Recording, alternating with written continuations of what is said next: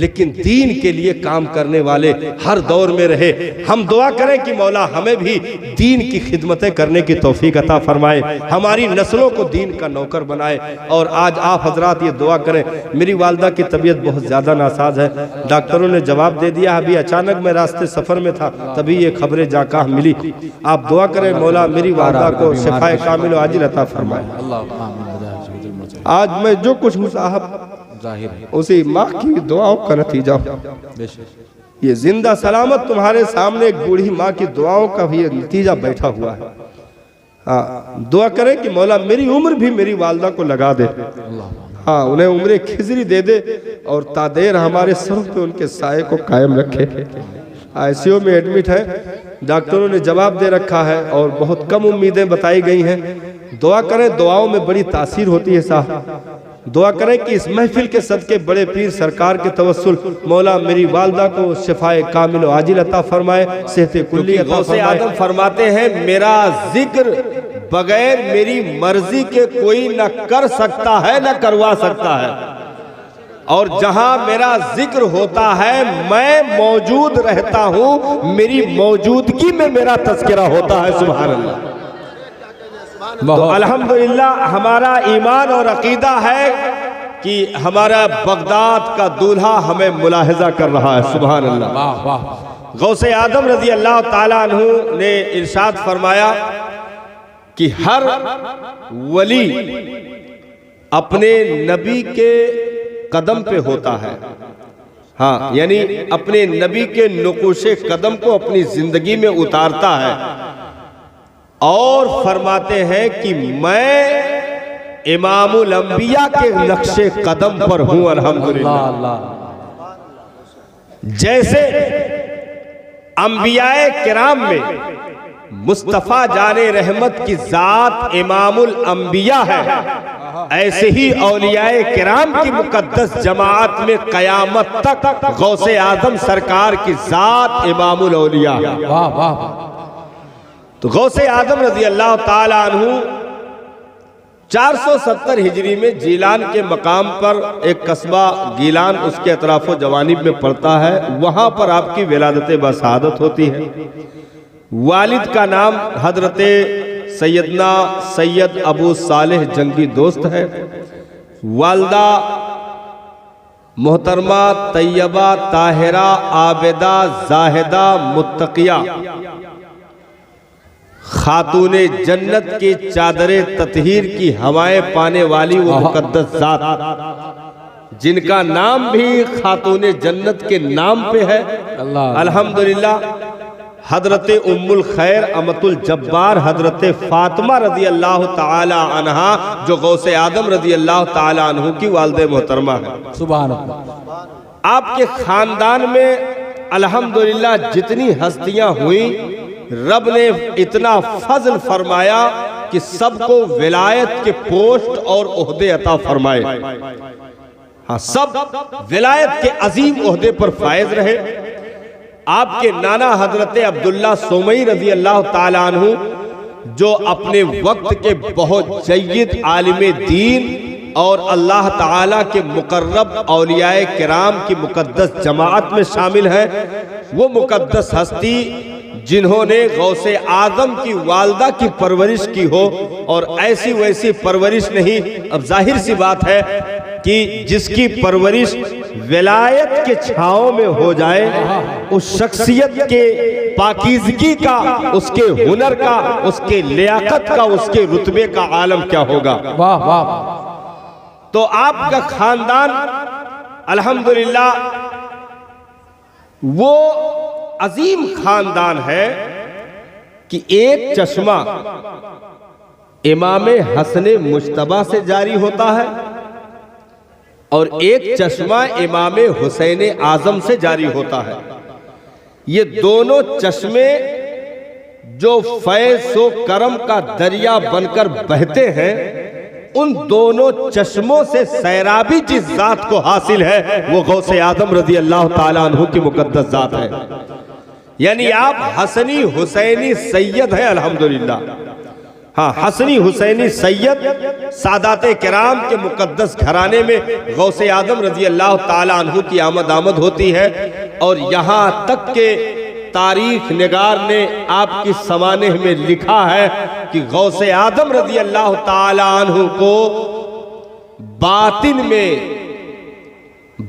में उम्मुल मोमिनीन के मुबारक दूध पीने का शर्फ भी हासिल है। और सरकार ने इरशाद फरमाया कि ये मेरा बेटा अब्दुल कादिर जीलानी है।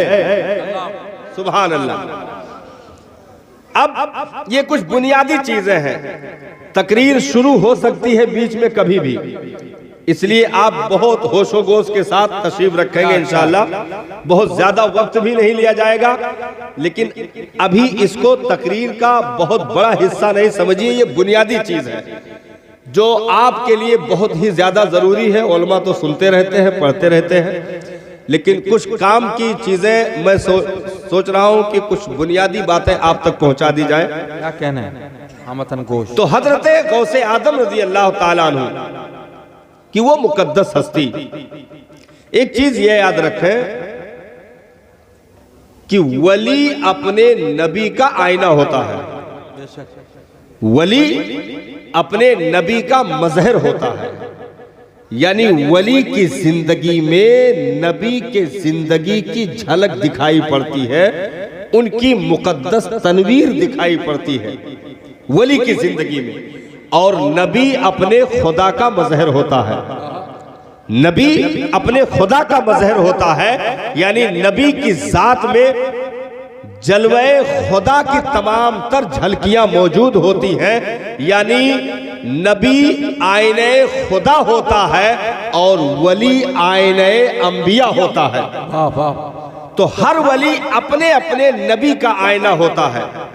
जिस दौर में जो नबी तशरीफ लाए उनकी उम्मत में औलिया हुए, ये सिलसिला पिछले साबका अंबियाए किराम की मुकद्दस जिंदगियों से चला आया और ये सिलसिला इस उम्मत में कयामत तक जारी रहेगा कि औलियाए किराम के आमद का दरवाजा खुला हुआ है। उम्मत में औलिया आते रहेंगे, पैदा होते रहेंगे। अब एक सवाल ये पैदा होता है कि हमें कुरान मिल गया, नबी की हदीस मिल गई, दीन का उसूल मिल गया, दीन इस्लाम मिल गया, रब की मारिफत मिल गई, फिर हमें किसी वली की हाजत क्या है? हमें किसी वली की जरूरत क्या है? क्या जरूरत है गौसे आजम की? एक सवाल है कि क्या जरूरत है गरीब नवाज की, क्या जरूरत है साबिर पाक कलियरी की? तो एक उसूल याद रखें कि पिछले अंबिया जो आए उन अंबियाए किराम का वक्त दौर महदूद था। हमारे नबी का दौर सुबह कयामत तक है, सुबह कयामत तक है।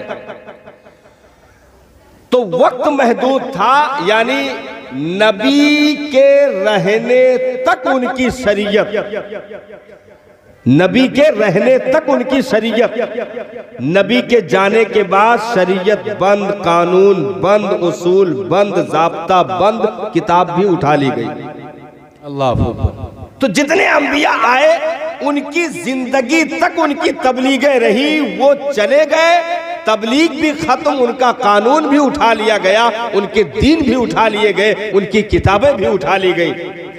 लेकिन हमारे नबी के जाने के बाद दीने इस्लाम को उठाया जाना नहीं था, न कुरान को उठाया जाना था, न शरीयत को मनसूख करना था। यानी नबी के जाहिरी पर्दा फरमाने के बाद कुरान का उसूल कयामत तक, दीन का ज़ाब्ता कयामत तक, दीने इस्लाम कयामत तक, शरीयत मुस्तफवी कयामत तक। तो और अंबिया तो अपनी जिंदगी तक वो चीजें रखे, रब ने वही कानून दिया, उनके जाने के बाद दीन उठ गया। लेकिन हमारे नबी के जाहिरी पर्दा फरमाने के बाद कयामत तक इस दीन को चलना है। तो अब जाहिर तौर पर नबी मौजूद नहीं है, तो उम्मत की रहबरी के लिए सहाबा की जरूरत पड़ी। सहाबा गए, ताबईन की जरूरत पड़ी, ताबईन गए, औलियाए किराम की जरूरत पड़ी, गौस, अख्ताब, कुतुब, अब्दाल, नजबा, सालिकीन, इनकी जरूरत है, कयामत तक महसूस की जाती रहेगी। इनकी जरूरत है, कयामत तक पड़ती रहेगी, क्योंकि कयामत तक दीन चलना है, तो कयामत तक दीन के रखवालों को भी आना है। वाह वाह वाह वाह, नारे तकबीर, नारे रिसालत, जश्न ईद मीलादुन नबी, फैज़ान सरकार गौसे आज़म। क्योंकि इस दीन में रब ने वो बरकतें रखी हैं कि सरकार ने खुद इरशाद फरमाया, मेरे दीन का दिन भी दिन है, उसकी रातें भी दिन है। इसमें वो उजाले रखे गए हैं, जो करीब होगा वो खुद भी चमकेगा, उसकी नस्लें भी चमकने लगेगी। वाह वाह। और यहीं पर रुक करके एक उसूल याद रखिए कि दीन कभी किसी दौर में मुहताज नहीं रहा। क्या कहना है? दीन किसी दौर में भी मुहताज नहीं रहा। दीन चलने के लिए इंसानों का मुहताज या उनके कंधों का मुहताज किसी दौर में था ही नहीं। वाह वाह। कोई भी अगर तबलीग के लिए ना भी उतरे कयामत तक, तो भी दीने इस्लाम डूब नहीं सकता है, खत्म नहीं हो सकता है, क्योंकि इसके हिफाजत की जिम्मा दस्ते कुदरत में रखी गई है। किसी इंसान के हाथ में इसके हिफाजत की जिम्मेदारी नहीं रखी गई। वाह वाह। लेकिन दीन तो खुद चल सकता। भाई, खुदा की मारिफत नबी के आने के बगैर भी हो सकती है। कोई नबी ना पैदा किया जाए, रब अपनी पहचान करवाना चाहे तो कायनात में करवा सकता है। वो किसी नबी का मुहताज नहीं है, किसी नबी का मुहताज नहीं है। लेकिन बड़ी चीजों तक पहुंचने के लिए पहले उससे छोटी चीजों तक पहुंचना लाजिम होता है। और जैसी हैसियत होती है उसी एतबार से उसे चीजों का मालिक बनाया जाता है। क्या कहने? जैसे छोटा बच्चा है तो आप उसे मारुति की चाबी देते हैं। छोटा बच्चा है जो अभी चलने फिरने के काबिल हुआ है, उसको मारुति की चाबी देते हैं। लेकिन मारुति कौन सी होती है? जो हर माल पे 10 रुपए की मिलती है। जी हाँ। वो उसी लायक है कि उसे खिलौना दे करके बहलाया जाए। आप उसे फॉर्च्यूनर की चाबी नहीं देते हैं, आप उसे सही मानों में 4 व्हीलर की चाबी नहीं देते हैं, क्योंकि वो लियाकत उसमें अभी नहीं है। इसलिए अब वो अगर जाना भी चाहे तो किसी बड़े का दामन उसे पकड़ाया जाता है कि तुम्हें अगर बड़ी चीजों से ताल्लुक रखना है तो बड़ों से तुम्हें वास्ता रखना होगा। इसी तरीके पर उम्मत डायरेक्ट रब के मारिफत की हामिल नहीं थी, इसीलिए इसे बीच में वसीले के लिए अंबिया की जातों को उतारा गया, ताकि तुम नबी की जात को देखते जाओ, खुदा की जात को समझते जाओ। तुम्हारे अपनी कैपेसिटी अलग है, नबियों की कैपेसिटी अलग है। नबी के कलेजे पर कुरान को उतार दिया, नबी के कलेजे को अलम नशरह लका सदरक कहकर मजबूत कर दिया, उसे मजबूत करके 30 पारे उतार दिए। फिर वहां से उम्मत के कैपेसिटी के एतबार से मौके मौके पर आयतें रिलीज होती रही, उम्मत को गिफ्ट दिया जाता रहा। क्योंकि डायरेक्ट अगर इसे किसी इंसान के बजाय पहाड़ पर भी उतार दिया जाता तो लराअयतहु खाशियम मुतसद्दियम मिन खशियतिल्लाह, तो पहाड़ सुरमे में तब्दील हो जाता, रेजा रेजा हो जाता।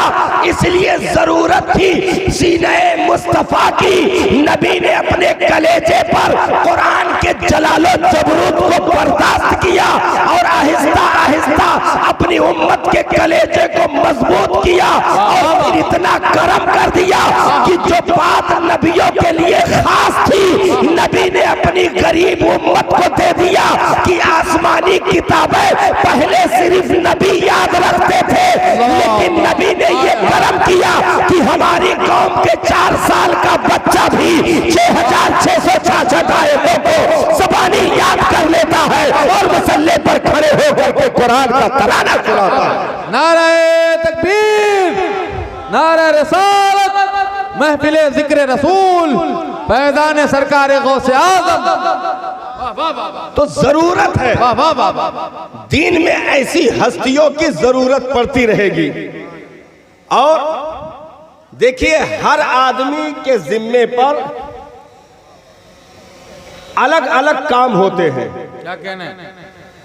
हर एक के कंधे पर यकसा जिम्मेदारी नहीं होती।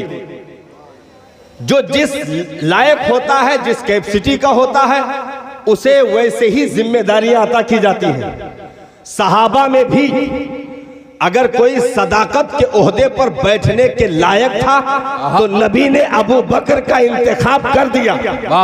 अगर कोई अदालत की कुर्सी पर बैठने का हामिल था तो नबी ने उमर इब्ने खत्ताब का इंतखाब कर दिया। अगर कोई सखावत के ओहदे पर फाइज होने के लायक था तो उस्मान ज़ुन्नुरैन का इंतखाब कर दिया। और अगर कोई शुजाअत, दिलावरी, बहादुरी, शेरे खुदा बनने के लायक था तो मौला अली खैबर का इंतखाब, सुभान अल्लाह, सुभान फतह खैबर का इंतखाब। तो दस्तरखान नबी का एक है, लुकमे भी उसमें चुने हुए हैं, लेकिन जैसे जिसकी कैपेसिटी थी उसी एतबार से, उसी एक दस्तरखान से, एक किताब से, एक उस्ताद से अलग अलग हिकमतें तकसीम कर दी गई, अलग अलग हिकमतें तकसीम कर दी गई। अब कोई ये कहे कि पहले उन सहाबी को क्यों नहीं लाया गया, पहले इन सहाबी को क्यों लाया गया, तो फिर उसे अपने दिमाग का इलाज करवाना चाहिए। अच्छी बात, वाह वाह, क्योंकि दीन कंप्लीट हो चुका, मोहर लग चुका। अब तुम्हारे नाकिस, गंदे, बदबूदार मशवरे की जरूरत नहीं है। क्या अच्छा, क्या अच्छा, दीन कंप्लीट हो चुका। अब तुम्हारे इन मशवरों की जरूरत नहीं है, क्योंकि जब तक कंप्लीट नहीं था मशवरा देने वाले ऐसे मौजूद थे उस दौर में कि जिन्होंने राय दी तो उन्हीं के राय पर कुरान की आयतें उतर गई, उन्हीं के राय पर कुरान की आयतें उतर गई। और रब ने इरशाद फरमाया, महबूब कोई ना भी कलमा पढ़े तो कोई फर्क नहीं पड़ता, ये जो 4 यार मिले हैं यही कयामत तक के लिए दीन इस्लाम चलाने के लिए काफी है, किसी और की हाजत नहीं है। नारे तकबीर, नारे रिसालत, फैज़ाने सहाबाए किराम, वाह वाह वाह। तो किसी की हाजत नहीं थी। ये तो हम लोग मुफ्त में पल रहे हैं, हम लोग मुफ्त में पल रहे हैं। हम अपनी जिंदगी की सही देख रेख नहीं कर सकते, इस्लाम की क्या देख रेख करेंगे। अच्छी बात, क्या अच्छी। हम अपनी औलादों को सही ट्रेनिंग नहीं दे पाते, हम इस्लाम को क्या सही रास्ता बताएंगे, इस्लाम को क्या हम तबलीग करके लोगों को उस रास्ते पर लगाएंगे। जिंदाबाद साहब, हम तो फ्री में पल रहे हैं, हमने ना कोशिश की, न गए और न बुलाए गए, वाह वाह वाह, न गए न बुलाए गए। क्या अच्छा। भाई इस लायक बनो कि नबी तुम्हारे लिए दुआ करे, तो वो जात थी फारूक आजम की, नबी ने दुआ कर दी, मिल गए। तो हम ना गए ना बुलाए गए, हम इस लायक थे ही नहीं।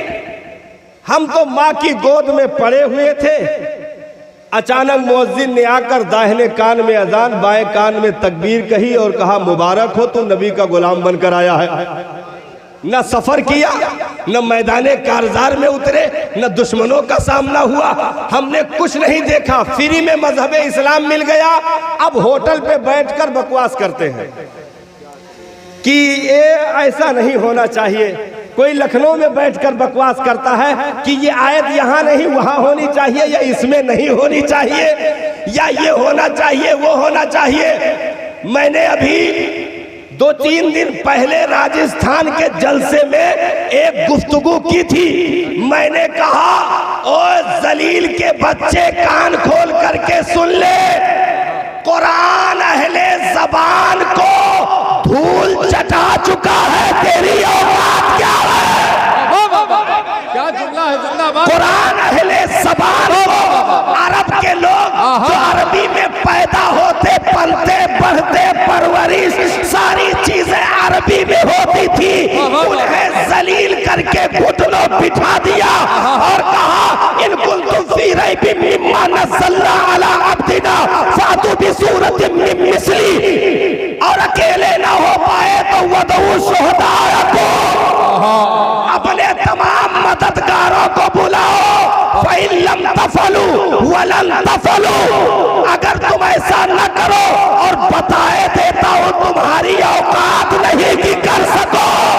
ला ला ला, ये ऐलान मक्का में हो चुका।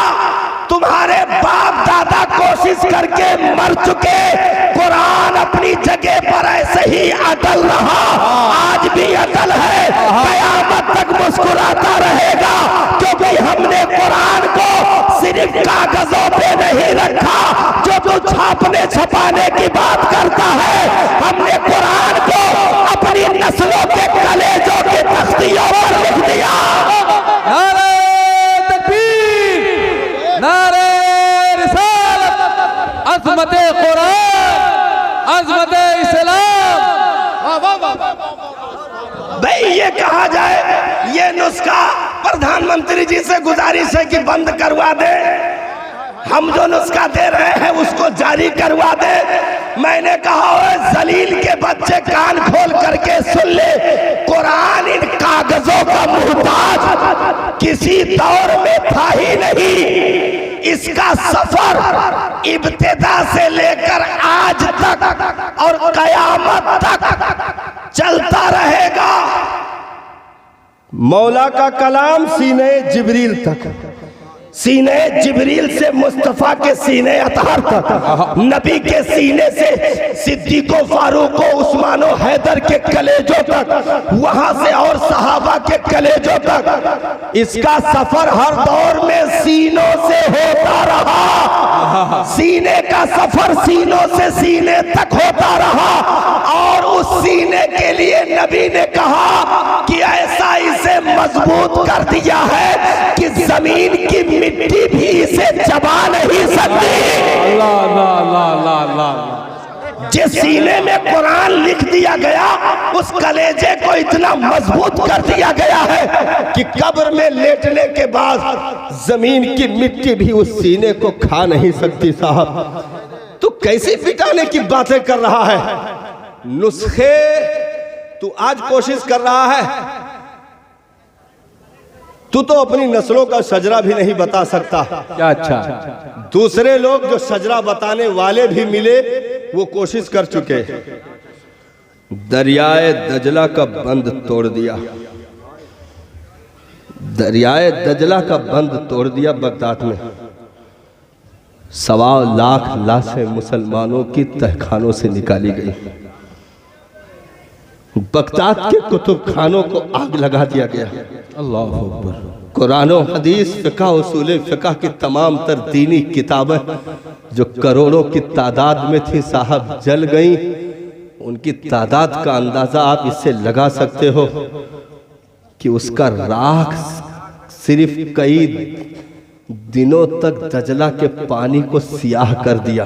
अल्लाह अकबर, अल्लाह अकबर। इतनी राखें निकली थी किताबों की कि दजला का पानी साहब हफ्तों राख की उस कालेपन से मैला होकर काला होकर बहता रहा। इतने खून बहाए गए, इंसानी सरों से मीनार तक तामीर कर दिया गया। एक एक मुसलमान का पता बताने वाले को इनाम व इकराम से नवाजा जाता था कि किसी कलमा पढ़ने वाले का पता बता दे तो मैं तुझे नवाज दूंगा। अपनी दानिस्त में, अपनी समझ में, अपने इल्म में एक एक कलमा पढ़ने वाले को कत्ल कर दिया। कुरान के नुस्खों को जो कुतुब खानों के हवाले थे उन्हें जलाकर राख का ढेर बना दिया। और फिर उसके बाद उन चंगेजी फौजियों के सामने उनके पादरी ने खड़े होकर नबी को मुंह भर गालियां दी, माज़अल्लाह, नबी के शान में गुस्ताखियां की, कुरान को बुरा भला कहा, दीन इस्लाम को बुरा भला कहा। खेमे की चोब से सोने की जंजीर में कुत्ता बंधा था, उसने छलांग लगा दी। अल्लाह अल्लाह अल्लाह। छलांग लगा करके उस पादरी की नली को पकड़कर लटक गया।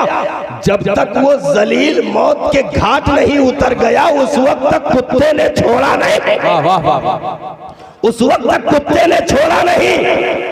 जब वो मौत के घाट उतर गया, ये एजाज देख करके 40,000 उन चंगेजी फौजियों ने इस्लाम का कलमा पढ़ लिया और बगदाद से फिर नारा इस्लाम का लगा, तू ना मिट जाएगा इराक के मिल जाने से, बासबा मिल गए काबे को सनम खाने से।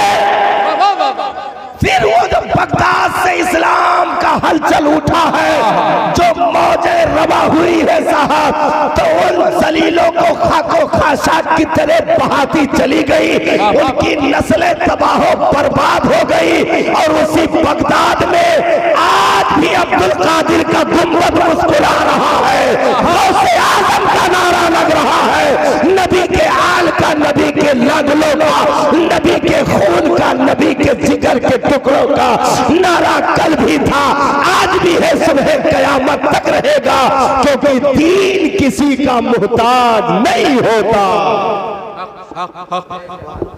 कोई ना माने उसकी अपनी बदबख्ती होती है, क्योंकि दीन न ओहदा देखता है, न पोस्ट देखता है, न दौलत देखता, न सरवत देखता है, बल्कि दीन साहब दर्दे दिल देखता है। वाह, दर्दे दिल देखता है। ओहदा भी आला हो, नाम भी बड़ा खूबसूरत रखा गया हो, अबुल हिकम रख दिया गया हो कि तमाम हाकिमों का बाप है ये, इतना खूबसूरत, इतना वजीह चेहरे का मालिक और इतनी अक्ल रखने वाला, पूरे मक्का की सरदारी रखने वाला, सारी चीजें उसके पास, दौलत, हुस्न, जाहो, हशम, ओहदा, सब चीजें मौजूद थीं। लेकिन इस्लाम ने टांग पकड़कर घसीटकर बद्र के गड्ढे में पाट दिया। कहा तेरी सरदारी की ऐसी की तैसी।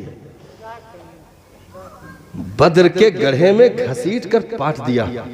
पैर पकड़कर घसीटा गया था इन लोगों को, बद्र के गड्ढे में घसीट करके पाट दिया, मिट्टियां डाल दी और करन में तड़पने वाले गरीब ओवैसे करनी को नवाज दिया। हबशा के तड़पने वाले बिलाल के को दर्दे दिल अता कर दिया, बुजुर्ग फारी को दे दिया गया, फारस के सलमान फारसी को अता कर दिया गया, क्योंकि इस्लाम दर्दे दिल देखता है, सरदारी नहीं देखता। सबसे बड़ा सरदार अबू जहल बद्र के गड्ढे में मुंह के बल मरा पड़ा था और नबी का बिलाल काबे की छत पर खड़े होकर अज़ान दे रहा था और ऐलान हो रहा था कि मोहम्मद से वफा तूने तो हम तेरे हैं, ये जहां चीज है क्या, लोहो कलम तेरे है। वाह वाह वाह, जिंदाबाद जिंदाबाद। इज्जत इस्लाम देने के लिए आया है, इसलिए इस्लाम बहुत दुलारा मजहब है साहब। हाँ, इस्लाम बहुत दुलारा मजहब है, ये जर्रा बराबर भी किसी की अकड़ बर्दाश्त नहीं करता, उसको ठोकरें मार देता है।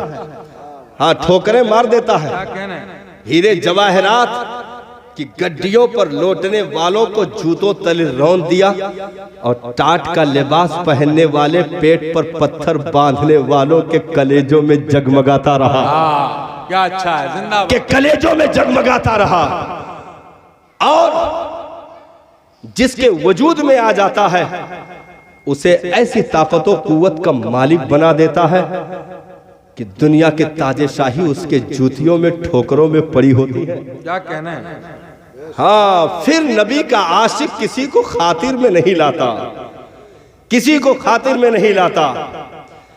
क्योंकि उसके निगाहों के जलवों का ये आलम होता है कि गोया ये सदा आ रही हो, अब मेरी निगाहों में जचता नहीं कोई, जैसे मेरे सरकार है वैसा नहीं कोई। वो दीवानगी जारी होती है और फिर वो देखने वाला जाहिर